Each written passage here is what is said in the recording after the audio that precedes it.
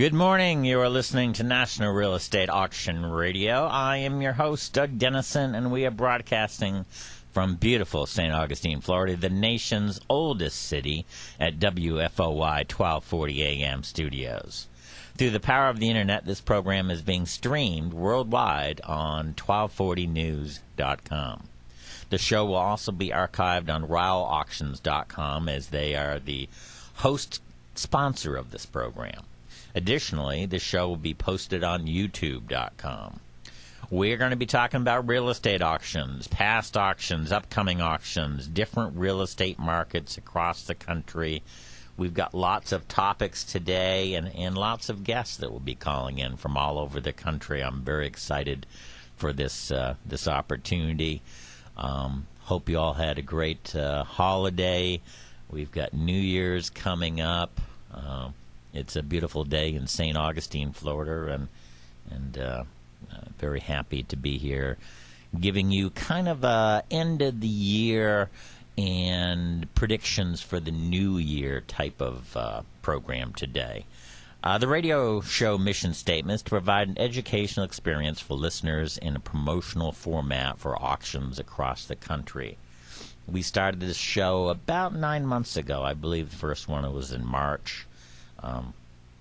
The plan is to educate and again to promote auctions. Our listeners are real estate investors, real estate brokers, real estate media, auctioneers, bankruptcy officials, attorneys, the general public, bankers. It's pretty exciting that we would have great guests that call in, and also people who call in who have really a lot to say about the economy, real estate, auctions. I'm going to give you a couple of the people that have been here for the show this year. Congressman Billy Long from the state of Missouri called in from Washington, D.C.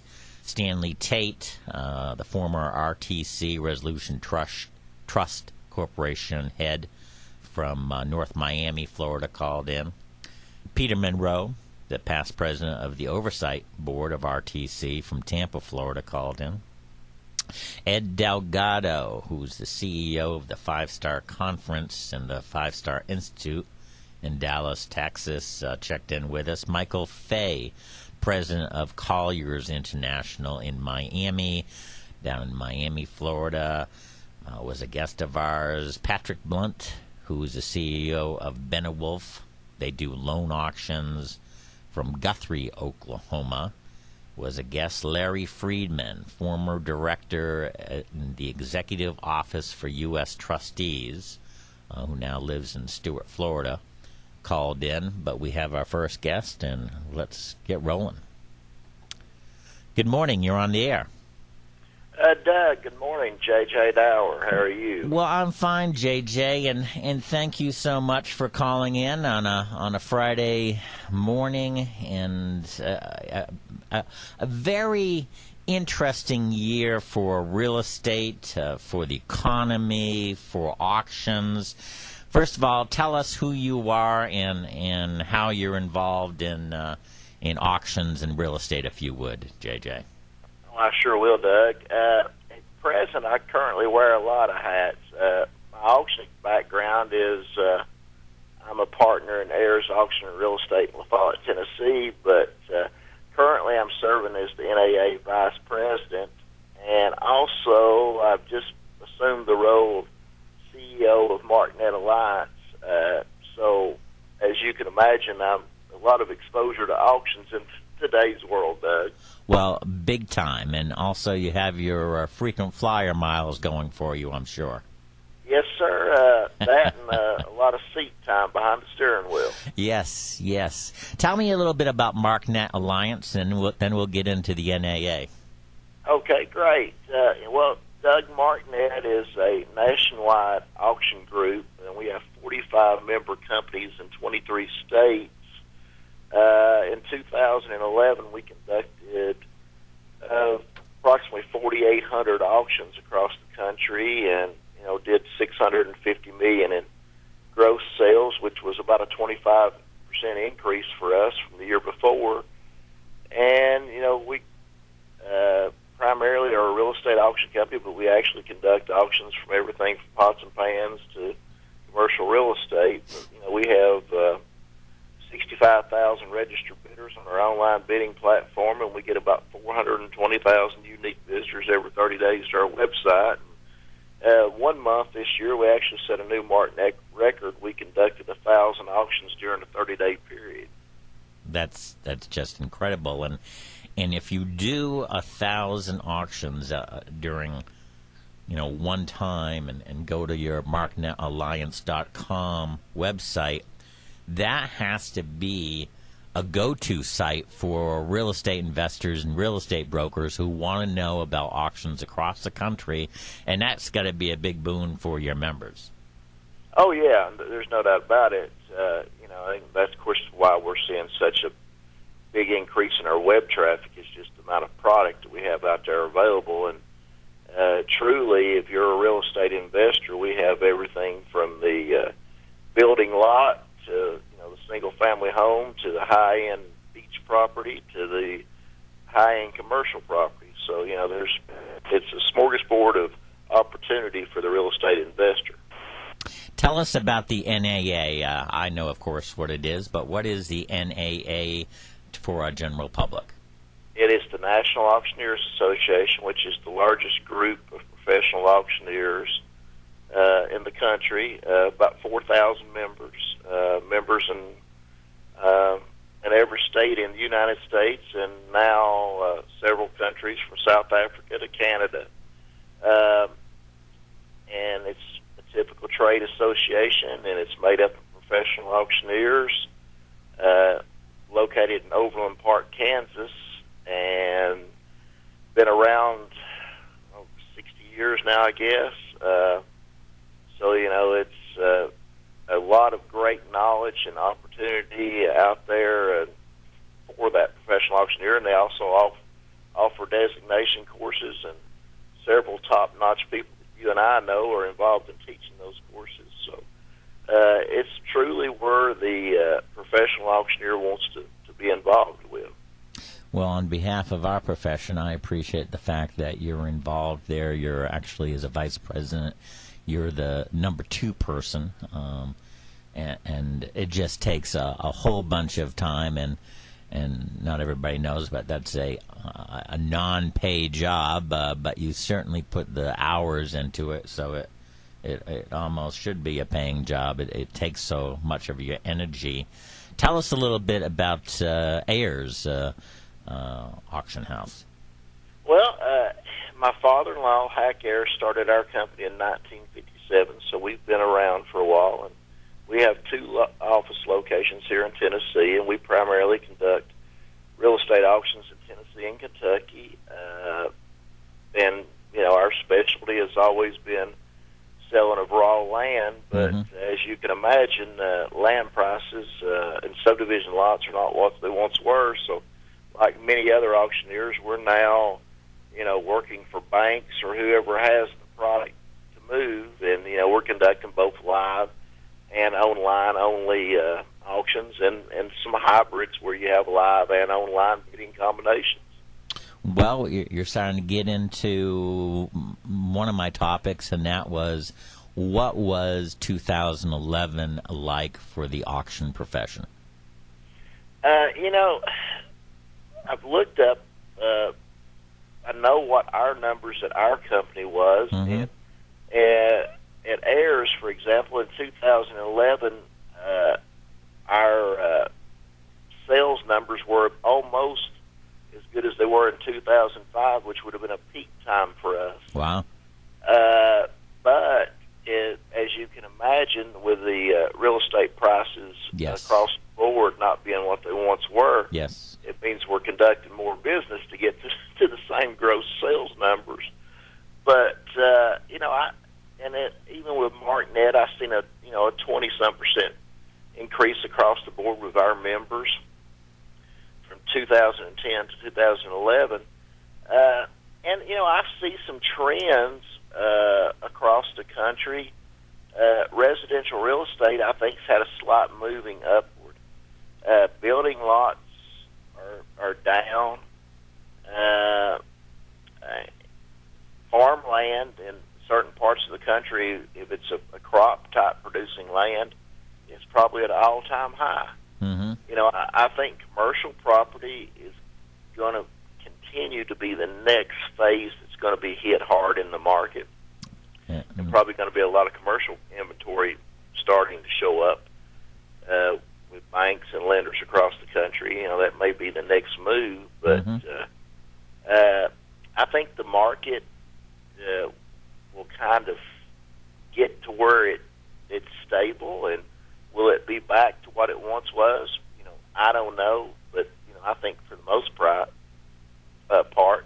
in today's world, you know, the market is the market, and it's going to bring what it's going to bring. And right. An auction sale has always been the best way to establish what the market price is. Well, that's true, and also the not only the competition, but the fairness of an auction, and also the transparency of an auction, and that's why government uses auction. And that's right. It's out there for the public. Yes. Everybody's invited, and everybody can participate, and everybody can see what the final result is. What do you think about 2012 for us in the auction profession? Well, you know, I think 2012 once again is going to be.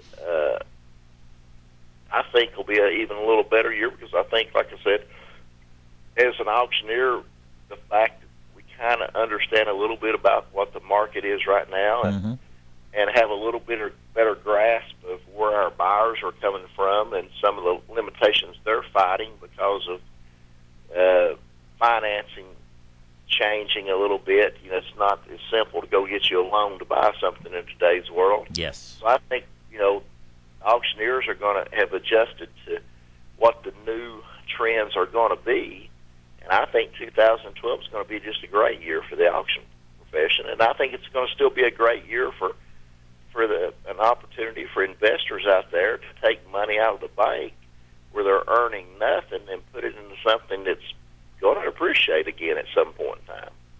Well, the last downturn, there were a lot of millionaires made because they decided exactly what you're saying. You know, money in the bank is not working. Wall Street is going up and down, but if I buy on the low side, I can really do well as far as real estate, and that's how, again, fortunes are made. That's right, and it's a great opportunity not only for the investor, but if you're a young married couple looking to purchase a home with interest rates at what they are and the prices being where they are, you know, it's just a world of opportunity out there right now. And if you're a seller, you know, the auction method is not going to be that deal where your product may sit out there on the market for a year, right, and nobody come and look at it. It's going to create some action. And, you know, within 30 or 60 days, you're going to find out what your product is worth, and you can sell and move on and take advantage of the new opportunity to buy you another asset. JJ, tell us how people can get a hold of you. You know, right now, Doug, the best way to find me is to email jj@marknetalliance.com or call my cell phone 423-592-7067, or visit our MarkNet website, www.marknetalliance.com, or my Ayers site, www.ayersauctionrealty.com. And would love to hear from any of the listeners out there or any of the other auctioneers that listen, because I know you have a large following of auctioneers. This is probably my third time on your show, and never fails. Every time I'm on your show, some auctioneer says, "Hey, I heard you on the radio the other day." Well, JJ, thank you so much, again, on behalf of the profession, for being involved and taking that time. You have a wonderful weekend and a happy new year for us in the auction profession, and thank you so much for your support. And thank you, Doug, and I hope that everything works out with your son there. You bet. Thank you, JJ. See you, buddy. Bye-bye. Next caller, Good morning. You're on the air. Good morning. Doug, how are you? It's Alex Bertel. Alex Bertel, thank you so much for calling. And what a great time of the year, the holidays and upcoming 2012. Happy New Year's. Tell us who you are and what do you do? I'm the editor of the Real Deal magazine in Miami. We're an online real estate news site. We're based in New York, where we have a hard copy publication as well. We're basically the premier news source for real estate in South Florida. Well, South Florida has always been a place where trends are developed for across the country, and always exciting news. And you've been heading the South Florida marketplace and business for how long, Alex? Almost 2 years now. 2 years. Very good. Well, you and I have, I think we probably met a year and a half ago, and we share information about South Florida and also national stuff that influences both your readers and my listeners. So I want to thank you for that. Tell me what's happening as far as South Florida last year. Give me a 2 or 3 minute kind of analysis of what happened down in the South Florida market. Well, 2011 was actually a very strong year. We still have a lot of the distressed or shadow inventory that hasn't really impacted the market. And actually, by some accounts, it's the best year in terms of sales numbers that Miami-Dade County at least has ever had, which a lot of people probably don't know about. Right. And prices, we're actually starting to see them go up in Miami. Even in last month, we saw the median sales price for condos rise 18%. The single-family home prices were up 11%, and so we actually see inventory down 40% from 2010, which is kind of a staggering number. That is staggering, and I know the rest of the world doesn't know that. No. Because, to be honest, I think still the rest of the world thinks that, Miami, isn't that the place where all the condos went down, and there's hundreds and thousands of them that are foreclosed and open, but that's not really the case anymore. Right, well, it's actually interesting you say the rest of the world, because it's really the rest of America that thinks that. Okay. The rest of the world really has been targeting Miami, and Miami has been largely saved by particularly the Latin American market. I was talking to George Perez, the CEO of Related, a couple months ago, and he said that Latin America actually saved the Miami market. We see countries like Brazil, Venezuela, Colombia, Mexico, all coming to, actually Canada as well, coming to Miami, buying condos, because compared to the prices in their home countries, it's a huge discount. The price of a condo in Sao Paulo is going to be over $1,000 a square foot, whereas Miami Beach you can get something for $600 a square foot. Wow. And so the price difference is huge, and they really have saved the market. And I've heard from other leaders in the real estate market down there, they're saying exactly the same thing, that the international business is where people are buying Miami and South Florida properties, and it seems to be the gateway to the Caribbean, gateway to lots of things internationally. Yeah, it's very interesting because the impact of Latin America has been so large that, we actually have 4 new condo projects that have already broken ground in South Florida. Whoa. A lot of people don't realize that there's actually a whole new wave of development, largely spurred by Latin America. And one of the interesting things is, in Latin America and actually most of the rest of the world, the condo purchasing structure is such that people pay installments over time during the course of construction. It's not just paying 20% and waiting, and then eventually paying the full price. And so that structure has actually been incorporated by some of these new projects, using sort of the Brazilian model. Projects like Apogee Beach, which is a related project, they're using that structure, and so that's really how drastic the influence has been, where they're actually targeting these buyers and using sort of the strategies that they're familiar with in the new projects. Very, very interesting. I did not know that you've got some condo projects that are actually building and again, in America's mind, perhaps they're still seeing the cranes that were not moving, but now they are moving. Yeah. I think looking ahead to 2012, I think that's really going to be the trend. I think we're going to start to see, some of the people that I've spoken to think that we're going to start to see sort of the domestic market start to make headway in Miami. We're going to see, the buyers, the traditional buyers like from New York, the Northeast, are going to start coming down in greater numbers.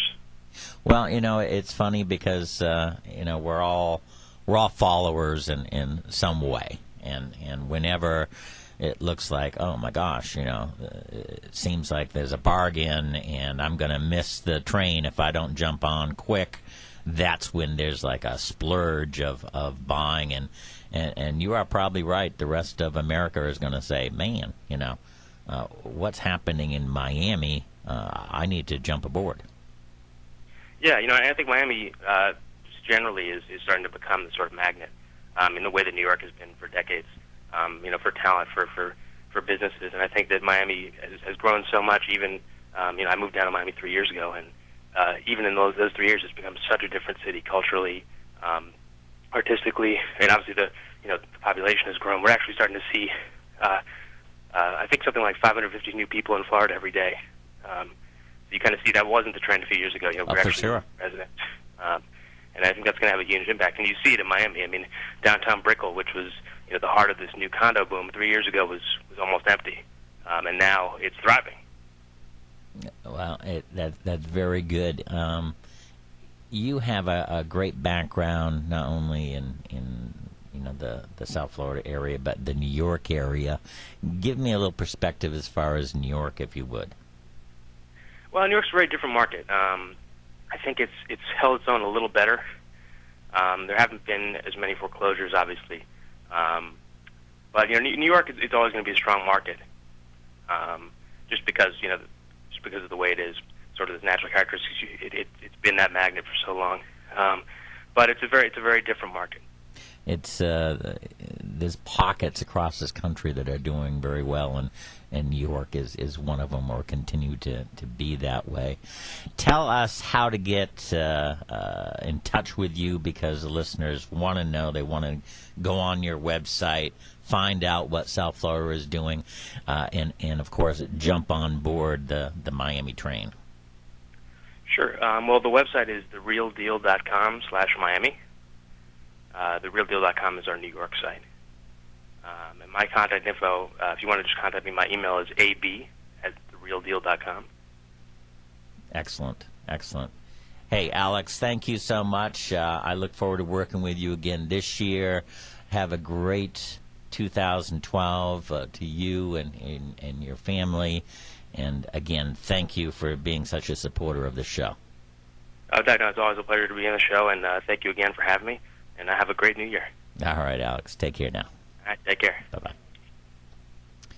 All right, we've had two great guests, J.J. Dower from Tennessee, involved with the National Auctioneers Association and Market Alliance, along with his company, and Alex Bertel, who's a editor of The Real Deal in Miami, Florida. We're going to go on break, but we're going to come back. We've got two other guests that are going to really give us analysis for the entire year and trends for 2012. Come on out to the St. Augustine and St. Johns County Flea Market, where the fun begins. There's old, new, and unique items every weekend. Bargain basement prices and something for everyone. Just in time for Christmas shopping. There's a great farmer's market and Charlie's Famous Barbecue. You haven't had barbecue until you try Charlie's, and you won't find better baked beans. Churches and charities get a free booth 2 days each month. Business owner display, 50% off rental prices. RV parking and outside storage, the best prices in the Tri-County area. Second month free on outside storage. Every Saturday and Sunday, the St. Johns County Flea Market is open from 8 a.m. to 4 p.m. State Road 207 and I-95.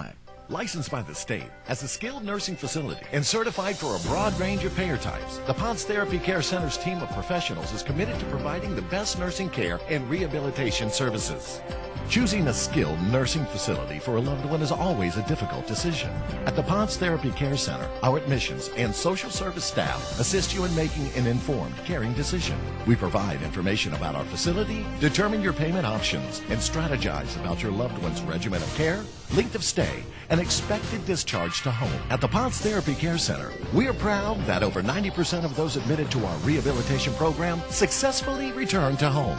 In an industry that is often seen as the final alternative, our goal is to become your first option and facility of choice for skilled nursing and rehab services. The Ponce Therapy Care Center is located at 1999 Old Moultrie Road. Call us at 824-3311 or visit us online at poncecarecenter.com. Letty and Bo Bozard and Jeff King talk about the latest going on at Bozard Ford. We just had the best month we've ever had. Yeah, absolutely. Our sales numbers were 20% above our best record month ever. We beat every Jacksonville Ford dealer in sales volume for the month of July. So it was just a terrific month. And it didn't just, and the success of the month wasn't just tied to sales. Parts and service had record months as well. It was phenomenal. Yeah, there is no recession at State Road 16 and I-95 at the outlet malls because we're having a great time and doing big business at Bozard Ford right now. Not only did it feel great to break the records and beat the guys up in Jacksonville, but what felt the best is the way that we did it. We're trying to do business the right way. We've put that message out there to the folks in our community, and they're coming out and doing business with us because they like the way we're doing business. When you're out our way, come see us at Bozard Ford at the outlet malls. Come on, guys, back it up. Susan, what are you doing? I'm getting ready for the big move and the name change. We've hit the big time, and we're moving to not just one, but 2 time slots every week and changing our name to The Brew times 2. What a great idea. We'll be on the air Wednesday nights at 6 p.m. and Saturday mornings at 10 a.m. with all the latest news from around town, including River House and the COA. But I don't think we'll need that big moving truck for that. Well, I was hoping I could bring my couch and my book collection. The Brew times 2 with Susan and Mary Lou. Now heard evenings and mornings exclusively on News Talk 1240 WFOY. Okay, we are back, and again, this is the National Real Estate Auction Radio Show. We're talking about last year, 2011, and 2012 coming up. Let's go to a caller. Good morning, you're on the air. Good morning, Richard Hollowell calling in. Richard, how are you doing, sir? Very good. Well, tell us where you are from and what you do, Richard. Doug, I am in Newport Beach, California. I am with a group known as the Resnick Group, which is a top 20 accounting and advisory firm with 11 offices around the country. And as you well know, I've spent 40 years dealing with troubled real estate held by banks, insurance companies, governmental agencies such as the FSLIC, RTC, FDIC, variety of other acronyms. And my practice goes throughout the country, assisting lenders, assisting developers, property owners, portfolio owners, and of course, most recently, lawyers that are involved in troubled real estate of all types. Well, how do you assist them, Richard? Well, it really depends on the desire and the need of whether it's a borrower or a lender. We usually get called in when there's a combustible moment. That's what I call it. When something really has gone wrong in a real estate transaction where a lender and a borrower are at an impasse, and on one side of the ball or another will be called in kind of as a mediator or a restructuring artist to try to come up with a solution that works for all so that a protracted piece of litigation doesn't get filed and dragged through the courts for 2 or 3 years. And we're actually involved in a couple of those cases as expert witnesses right now. So I guess with some of the wisdom that we've gained over 40 years watching the behaviors, whether it's on the bank side or the insurance company side or the borrower side, we have some pretty good luck in bringing people to a table to come to a resolution, whether it's a restructure or a turnover of a property on some kind of a basis. Well, experience counts, that's for sure. Give us, and I know it's difficult, but 2011, you work across the country. Tell us about what happened in the real estate market on a national scene? Well, it's interesting, Doug. If you asked that question to 1,000 experts issue, you'd probably get 1,000 different answers. I'm asking you, Rich. Tell us what you think, because that's why I have you on the show. You are a leader in the real estate community. Yeah. Well, from my perspective, there's probably 2 or 3 points that are key here. It was another very bad year for single-family residential real estate. I was just looking through some statistics. 46% of the homes that sold in November were still short sales or REO. Mm-hmm. When you take a look at more than 6 million homeowners that are 30 or more days past due on their loans, right, we're in for another bad year coming up. In most areas, prices still haven't quite reached bottom. So, the single-family residential sector continued to languish throughout 2011, almost no matter where you are. Second, it's my guess from dealing with a lot of banks that only about 25% of banks are really through their real estate problems. We're now 5 years into the residential mess, and we're probably 3 years or so into the commercial downturn, particularly in hotel, office buildings, the retail sector. And really what that means is that 75% of the banks are still struggling with loan extensions, what I call second defaults. These are loans that have already been restructured but mm-hmm. are now mm-hmm. defaulting again, and maybe having to go into a foreclosure or a loan sale or some other type of resolution. Third, in 2011, we saw an increased volume of distressed sales, both on the residential and commercial sides.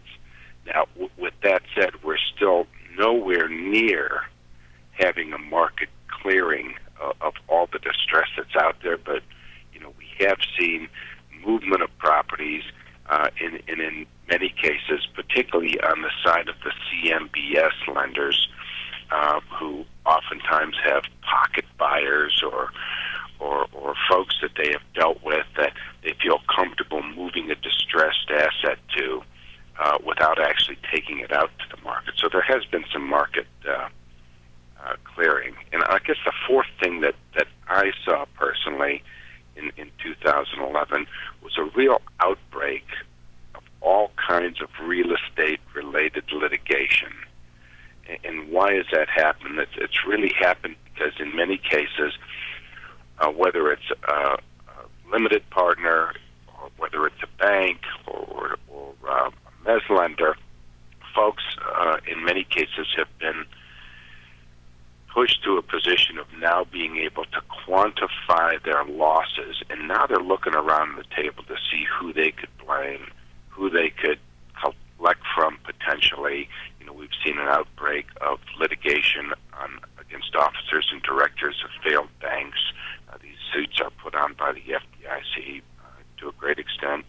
Looking at insurance money, the officers and directors' policies. We're in fact working on 2 of the 17 cases that have already been filed, and if you look on the FDIC website, there's another 300 plus lawsuits coming. So folks have been able to quantify their losses, and they're looking at how they can collect. And we saw that starting to happen. We've actually had 8 or 9 expert testifying cases during the 2011 period. You brought up a couple of terms that we have a pretty knowledgeable listener base, but we also have general public. Tell us what CMBS means. Well, those are commercial mortgage-backed securities, and that was a phenomena that really got started in the RTC days, where a bundle of loans would be originated, and in round numbers, take 100 commercial loans backed by office buildings. Those loans would then be bundled into a security and offered out to the public to buy different tranches or different levels of risk in those securities. And to the extent that many of those were generated from the 2003 to 2007 era, as they mature, many of those are underwater. And the special servicers, those that have to handle the problem for the securitized note holders, are the ones that have to resolve with the borrower collecting on those loans. Okay, and there was another term you said, mezz lender. What's a mezz lender? Well, a mezzanine lender is one that falls behind a senior lender. Senior lender would be somebody that has a first mortgage that might go up to a 70% loan to value.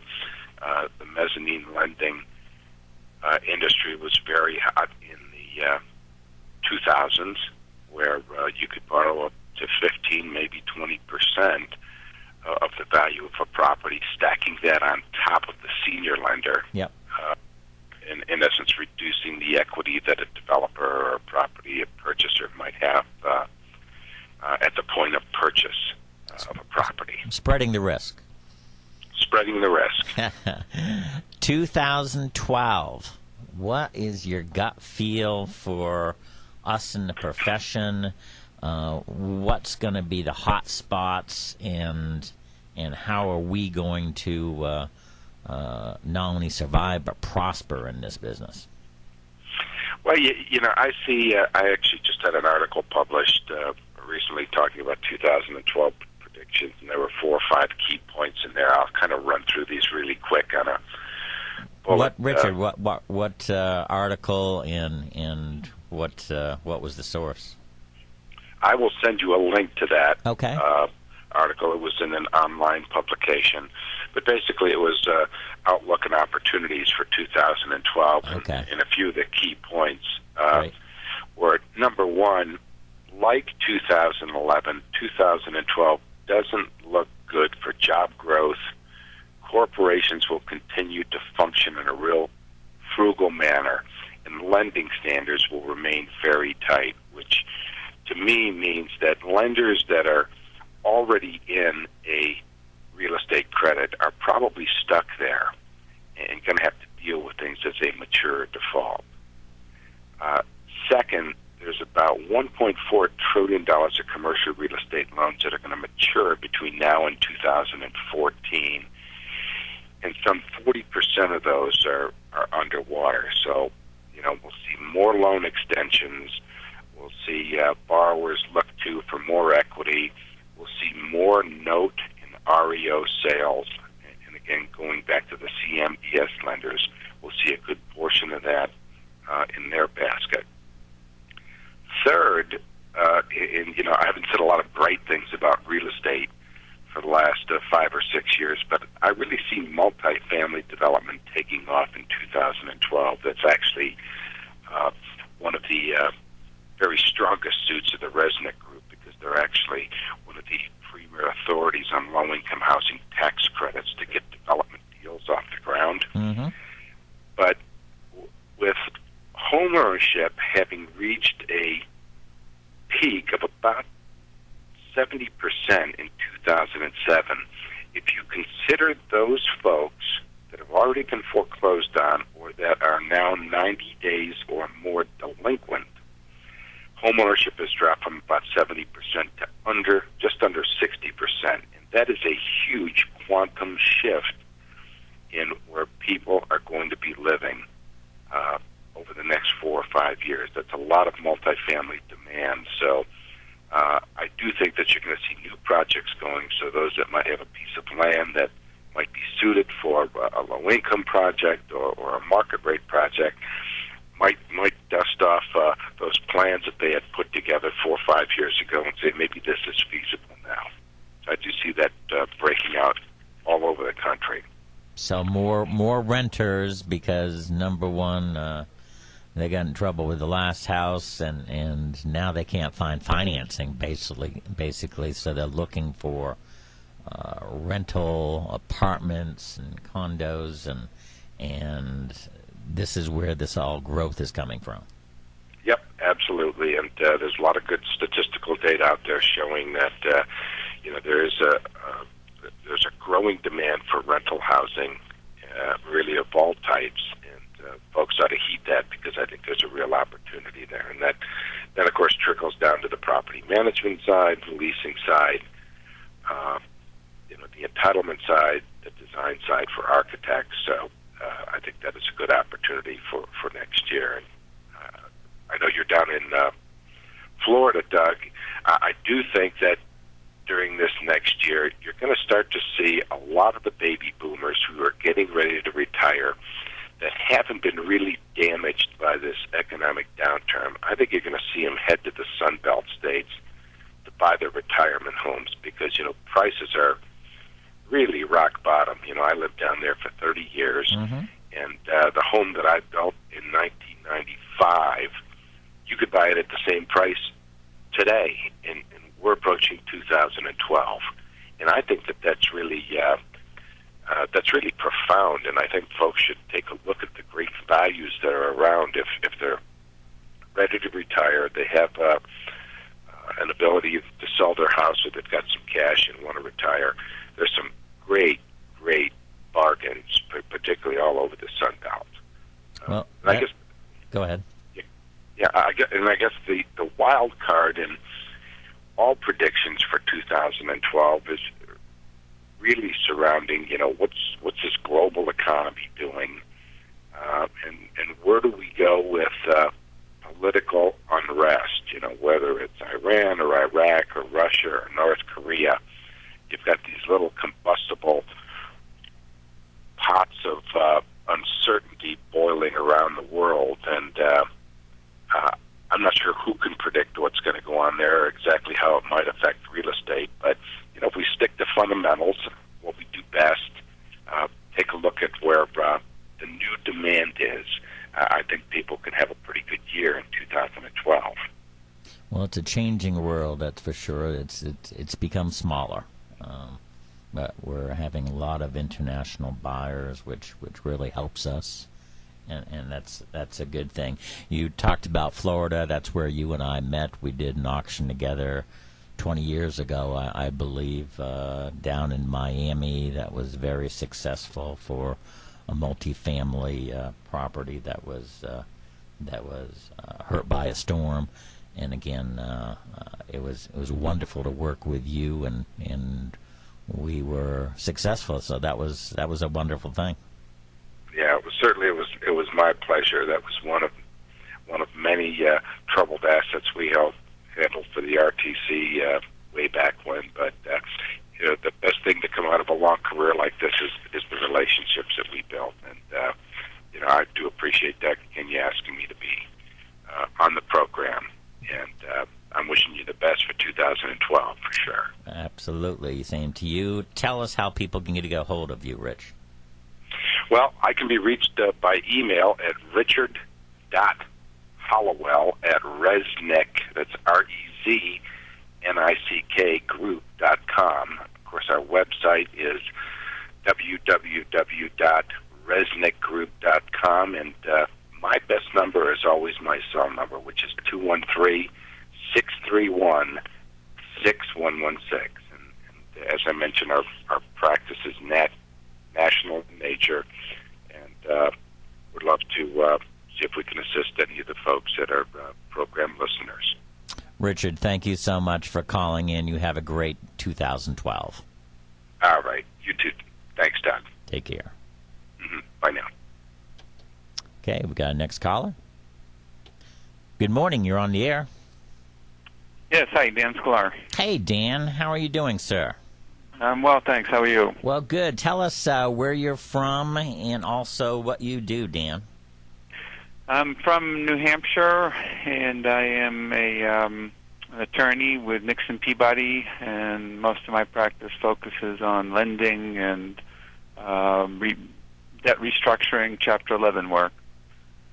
Well, that's excellent. Nixon Peabody, tell us a little bit about Nixon Peabody. We're an international law firm. We have 13 offices across the country, across the globe. We're from coast to coast in the U.S., from New Hampshire, Albany, New York, Boston, New York City, to L.A., San Francisco, Palo Alto, then London, Paris, Shanghai. Offices for 800 lawyers. Wow. And pretty much cover the full spectrum of legal services. Well, you are in New Hampshire, the New England area. On this show today, we've had somebody from Tennessee, somebody from Florida, somebody from California. Give us your perspective on what happened up there in 2011. It's faring a little better than what I see happening around the country. Our unemployment rate is a little lower, about 6.5%. Foreclosure rate's a little lower. But I would say on balance, things got a little worse over 2011 as opposed to getting a little better. Mm-hmm. I think there's still people are, exhausted their savings, yep. and things are getting a little more desperate. I feel, even though to the extent Misery Loves Company, you can say we're better off than Nevada or Florida or Arizona, maybe, but still doesn't make you feel right a whole lot better at the end of the day when your electricity's getting turned off. Yep. But that's some of the things of what you do is try to help, whether it's a bank or a client, try to get through this hard time. What do you think as far as 2012? Is it more of the same, or is there any a bright light that you see in any particular segment, whether it be residential, commercial, or part of New England? No, I think it's probably by the third quarter of 2012 we're going to hit the bottom. I think we got another couple of percentage points to go down in housing costs and like that. There's a few sprouts coming up here and there in terms of some specialized construction, mostly healthcare related. Mm-hmm. Although I don't know how that's going to continue. I can't imagine Medicare isn't going to get cut. And some of the programs are going to maybe put the brakes on that. But I think, my view is right now everything's on sale. Yep. And if you want to time the bottom, you may want to wait a little bit. But if you have any powder dry, now's the time to start looking around at putting it to work, because everything is on sale, and no reasonable lowball offer is going to be refused or rejected. Fortunes are made during these downturns, aren't they? Right. You don't know who. It'll be 10 years before we know who made it. But people are starting to do it, and that that's how it gets out, because every one of those transactions increases tax revenue, so the state does better, the town does better, the feds do better. As soon as those assets start changing hands, everything starts to change. Well, you are very good at what you do. You and I worked together years ago, so it's nice to get back together again. We did, I don't know how many it was, 105 condos in New Hampshire, Waterville Valley, and was involved with a bank and did an absolute auction, and you were very professional back there, and it was a great success. And we work with Action Auctions from Portsmouth, New Hampshire, as our local affiliate. Yep. And Walter Liff, Walter Liff. That was a very interesting auction. I think we did it. I can't remember exactly. Was it a barn, or was it not a barn, but a big open area for an auditorium kind of place? Do you remember that? Kind of like a ballroom? Yeah. Big function room. Big function room. Yeah, like 300 some odd registered bidders. 300 registered bidders, probably 1,000 people in all, and again, a sellout of all of the properties, and that was very, very good. What do you think you're going to be focusing on next year? I think we're going to start to see some more corporate, a pickup in activity in the corporate Chapter 11s. They've been remarkably slow up till now for a number of different reasons, one of which is that the banks haven't been pushing hard on their struggling borrowers because the regulators weren't pushing on the banks. And so when they don't have to write these things down, they hold on to them because it's better than taking the hit. Liquidation. But the feedback I'm getting from my bank clients is that the regulators are starting to get more proactive in terms of requiring write-downs, and once the banks have to write them down, then they just assume get rid of them. And so I'm already starting to see this last quarter, 2011, has been the busiest for me in the last 8 or 10 quarters. Wow. How do people get a hold of you? You're a great source in the New England area and obviously have a great deal of experience.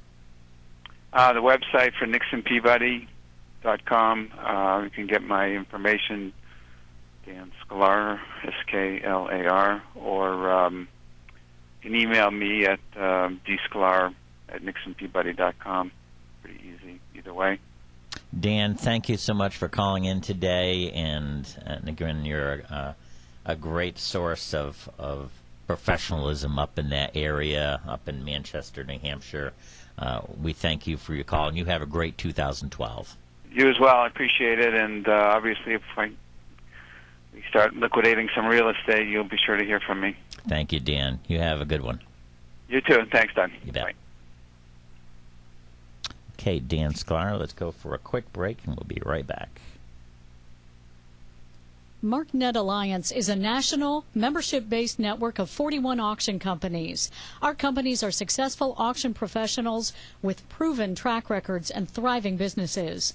The MarkNet companies have a staff of over 540 employees who are working hard every day to meet the goals of their clients during our ever-changing economy. MarkNet companies are able to achieve these goals through cutting-edge technologies and ever-growing investor pools. To view the hundreds of auctions currently being conducted, or for more information, visit marknetalliance.com. All right. Well, thank you so much for listening. We're winding up the program. My big story of the year is the government surplus properties. There's thousands of properties that the government has, not houses, but warehouses and office buildings and land that we as taxpayers continually to pay for when they're not being used. We need to put a stop to that. We need to sell it. I hope they go through auction because it's the most transparent way. You need to contact your congressmen, your senators, your representatives, and let them know that you're not happy about paying for properties that are not being used, and please sell them so that we can save some money.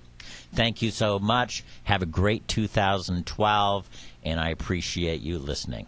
Take care.